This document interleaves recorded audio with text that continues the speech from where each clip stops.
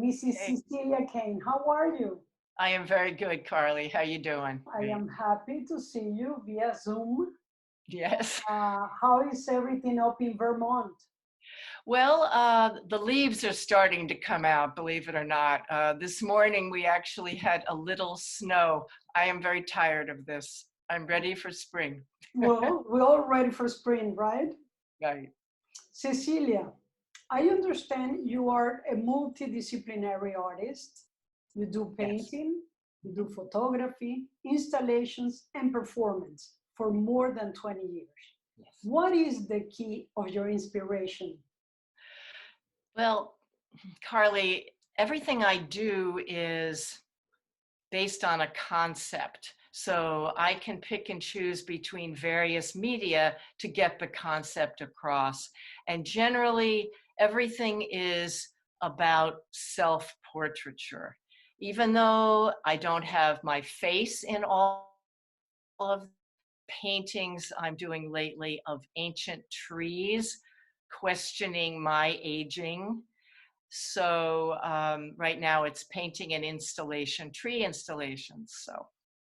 So it's about me and why I'm on this planet and where I'm going. Interesting. Cecilia, eh, which of your disciplines do you feel it conveys to the public the message you expect? Which of these? I would say a little of two.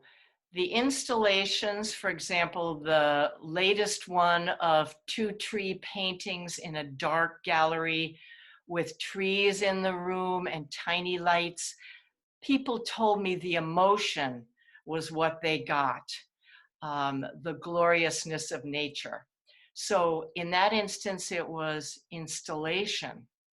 And probably most of my installations have one dominant emotion.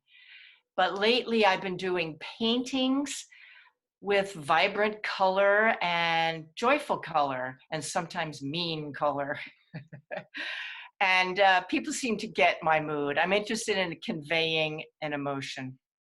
Definitely, I strongly believe that a piece must move all the emotions, even when the public dislike a piece is a great result, correct?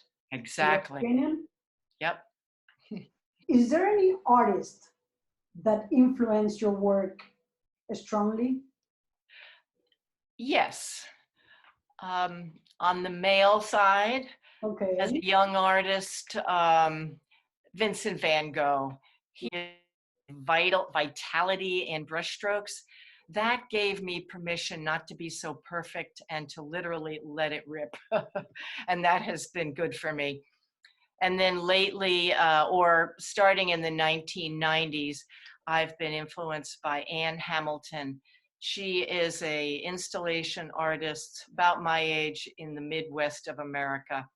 And she fills spaces with objects and contraptions that have to do with the history of the place, sometimes missing history, and the people that used to inhabit it.